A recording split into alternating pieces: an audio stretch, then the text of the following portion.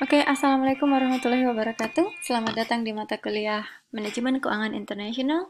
Kali ini pertemuan 10 melanjutkan materi kita di pertemuan lalu, Purchasing Power Parity ya, atau Triple P. Kali ini kita akan membahas tentang the Fisher Effect. Oke, saya akan menjelaskan the Fisher Effect ini dengan sebuah contoh dulu ya, supaya kita bisa direct langsung ke definisinya setelah mengetahui konsep dasarnya seperti apa. Jadi anggaplah ini namanya Fred.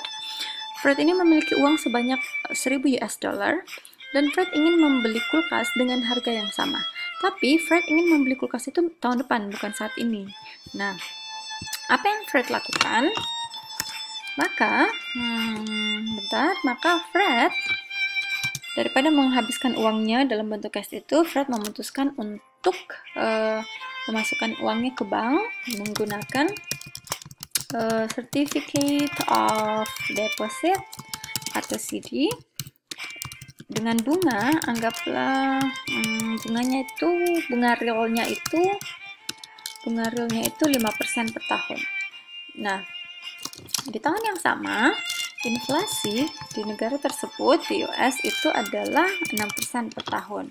Nah, dengan kata lain, di 2021, Fred akan menerima sebesar 1000 US dollar ditambah 50 US dollar. Kenapa? Karena bunga realnya adalah 5%. Jadi Fred akan mendapatkan sebanyak 1050. Namun, di tahun 2021, harga kulkas akan berubah juga karena adanya inflasi. Harga kulkas akan berubah menjadi 1000 US dollar ditambah 60. Kenapa? Karena inflasinya itu adalah 60. Jadi harganya menjadi 1060. Nah, dilihat dari purchasing power atau kemampuan Fred berbelanja, Fred mengalami minus nih karena Fred hanya memiliki uang 1050. Oke. Sedangkan inflasinya menyebabkan harga kulkas naik menjadi 1060. Jadi berapa minus yang dialami Fred, yaitu 10 US dollar. Seperti itu. Nah, berarti dari penjelasan tersebut sebenarnya kita bisa melihat bahwa sebenarnya ada hubungan antara inflasi dan suku bunga. Jadi tadi ada suku bunga real dan ada inflasi. Nah, itulah yang digunakan oleh Fisher Effect. Jadi teori ini diciptakan oleh Irving Fisher yang menyatakan hubungan antara tiga hal, inflasi, suku bunga nominal, dan suku bunga real. Teori ini menekankan bahwa suku bunga nominal merupakan penjumlahan dari tingkat inflasi dan tingkat suku bunga real. Atau dengan kata lain, suku bunga nominal sama dengan inflasi ditambah suku bunga real. Bisa dilihat di sini rumusnya. Ini I adalah nominal, jadi R adalah real, dan expected inflation atau deflation. Anggaplah bahwa realnya adalah 2%, gitu ya. Suku bunga real 2% plus inflasi 4%. Sehingga nominal interest rate-nya adalah 2% ditambah 4%, yaitu 6%. Nah, dengan kata lain, jika nominal interest rate-nya diketahui 6% dan inflasinya 4%, kita harus menentukan berapa nih real interest rate-nya yang seimbang sehingga purchasing power itu tidak berubah. Maka hal ini 6% dikurang 4%, yaitu 2% untuk real interest rate-nya. Nah, definisi secara sederhana bisa disebutkan bahwa kenaikan laju inflasi yang diharapkan dalam suatu negara menyebabkan kenaikan suku bunga secara proporsional. Di lain pihak, penurunan laju inflasi yang diharapkan dapat menyebabkan penurunan suku bunga secara proporsional ya. Jadi kata kuncinya itu adalah mencari nilai yang proporsional. Nah, Fisher Effect mengimplikasikan bahwa laju inflasi yang diharapkan merupakan selisih antara suku bunga nominal dan real di sebuah negara. Jadi kalau kita ingin mengetahui berapa persen inflasi yang sesuai, cocok, atau aman untuk negara kita, itu bisa digunakan rumus selisih antara suku bunga nominal dan suku bunga real. Nah, apa sih suku bunga nominal itu dan apa sih suku bunga real? Kita lihat bersama-sama.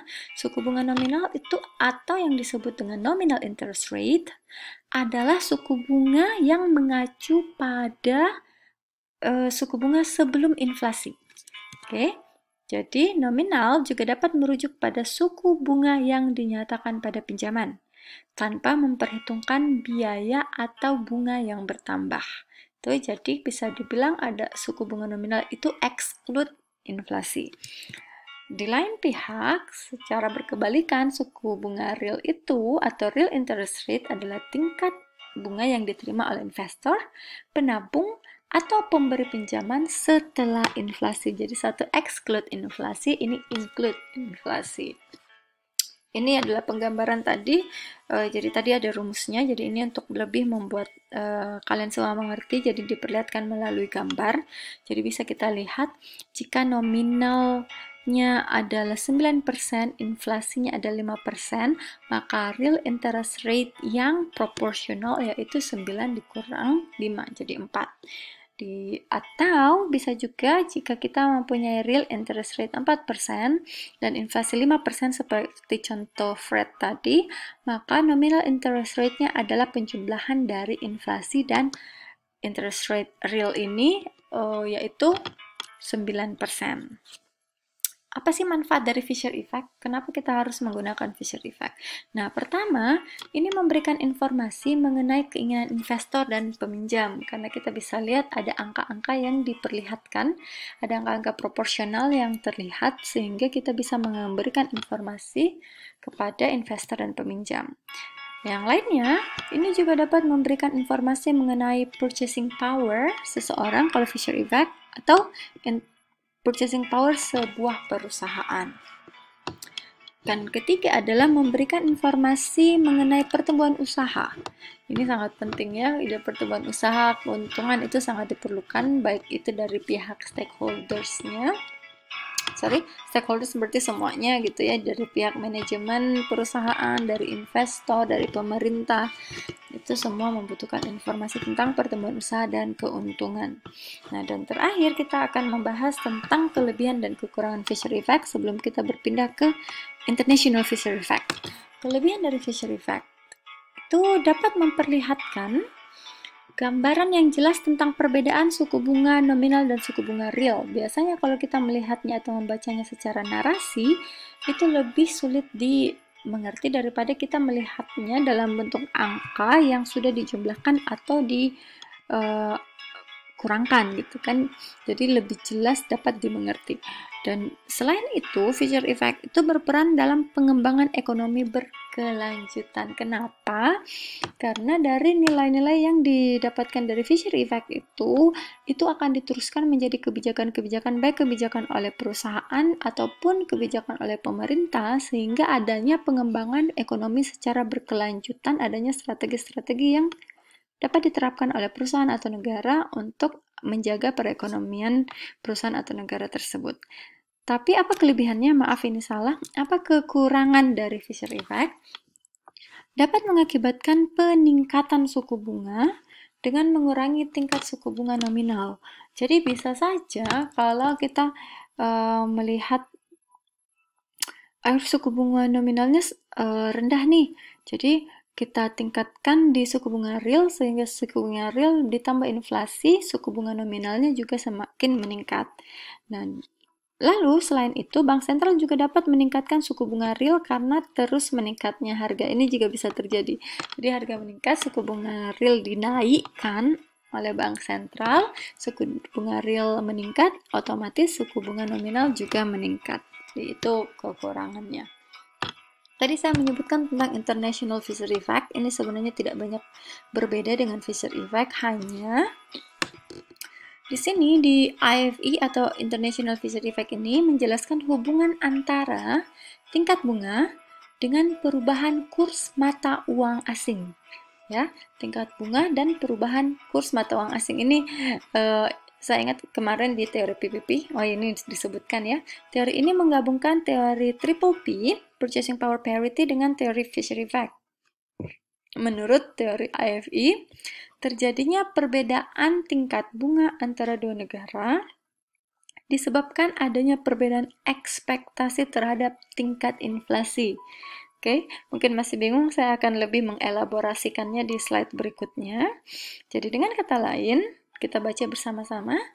Persamaan Fisher Effect International ini, atau International Fisher Effect ini, atau IFE ini, menjelaskan bahwa mata uang negara dengan tingkat bunga rendah, ya, negara dengan tingkat bunga rendah diharapkan akan mengalami apresiasi atau peningkatan terhadap mata uang dari negara dengan tingkat bunga yang tinggi. Jadi membandingkan negara dengan tingkat bunga rendah dan tingkat bunga tinggi. Jadi apabila negara dengan tingkat bunga rendah itu menerapkan IFE ini, maka diharapkan adanya apresiasi dari negara dari tingkat bunga rendah tersebut. Dengan kata lain, tingkat bunga yang tinggi akan dikompensasi oleh turunnya nilai tukar mata uang negara tersebut. Kenapa? Karena mengalami depresiasi. Atau sebaliknya, tingkat bunga yang rendah akan dikompensasi dengan menguatnya nilai tukar negara tersebut. Jadi supaya terjadi keseimbangan, satu negara dengan ekonomi mata uang rendah itu dinaikkan dan negara dengan mata uang tinggi itu diturunkan. Jika tidak ada kompensasi melalui mekanisme apresiasi atau depresiasi terhadap mata uangnya, oke, ini efeknya, maka akan terjadi aliran modal dari negara dengan tingkat bunga rendah ke negara dengan tingkat bunga tinggi, ya. Jadinya modalnya itu akan lari keluar semua, tidak ada modal yang akan diputar di dalam negaranya tersebut. Apa yang terjadi bila semua modal itu lari ke luar negeri, akan sangat berdampak bagi perekonomian negara dengan mata uang rendah tersebut. Nah, itu adalah materi kita hari ini tentang Fisher Effect dan International Fisher Effect. Setelah ini kita akan lanjut dengan diskusi dengan fokus kedua materi tersebut melalui media WhatsApp atau melalui Zoom. Nanti kita akan diskusikan bersama-sama. Terima kasih sudah mendengarkan materinya.